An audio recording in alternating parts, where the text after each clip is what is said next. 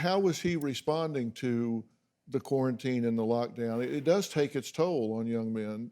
He was frustrated. I think he longed for social interaction, but we didn't forbid social interaction. We would let him play with a few friends whose families were being careful, and we had no idea, Phil. This was just out of the blue for us. There was nothing that would have given us a tip that our son was up in a room on Snapchat communicating with a drug dealer.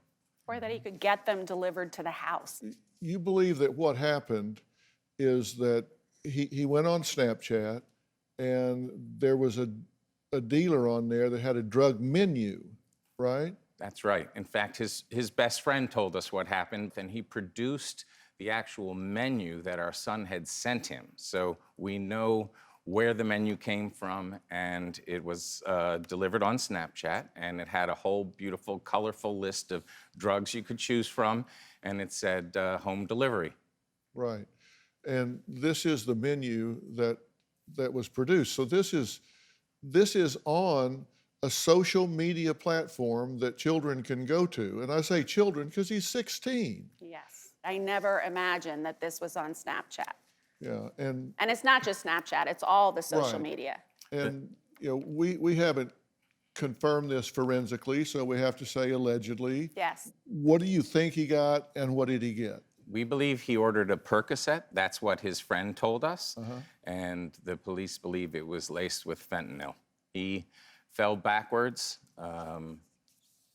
passed out, threw up, and choked on his vomit, which is a classic reaction to fentanyl. Their respiration slows down to the point where they start losing control of their body, fall to the ground. In fact, there are college students who are doing this intentionally with fentanyl and risking their lives, and they take a backpack and they put it on frontwise in what they call turtling, so that they fall forward, and if they throw up, they don't choke on it. So you think he just ordered one? We honestly don't know. That's what we were told. But you didn't find 10 more in the room. We looked everywhere. We found nothing. The police found nothing else in his room. We found nothing else in his room.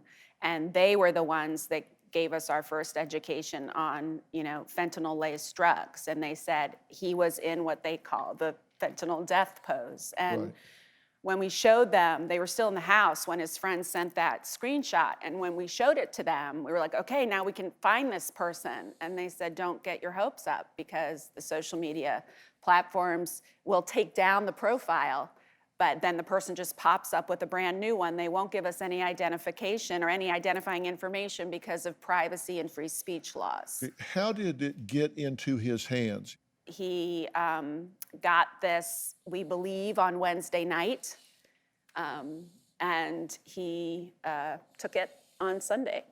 So he snuck out the back door and had it delivered to the house while we were asleep, and around our little camera through the back door, and picked it up and brought it into the home. And we had no idea.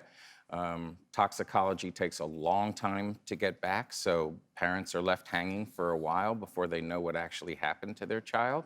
And without the social media helping you, it's a mystery. We can't even get his phone unlocked without a court order and a death certificate to Apple.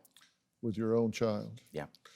Well, we're going to talk about that fateful day. Coming up, why Dr. Berman and Sam say they're worried that it's just a matter of time before the drug dealer they believe killed their son could sell another teen deadly drugs, and probably is active right now as we sit here and talk. Do you have a story or question for me? Click the link in the description and tell me what in the world is going on with you, because I want to know.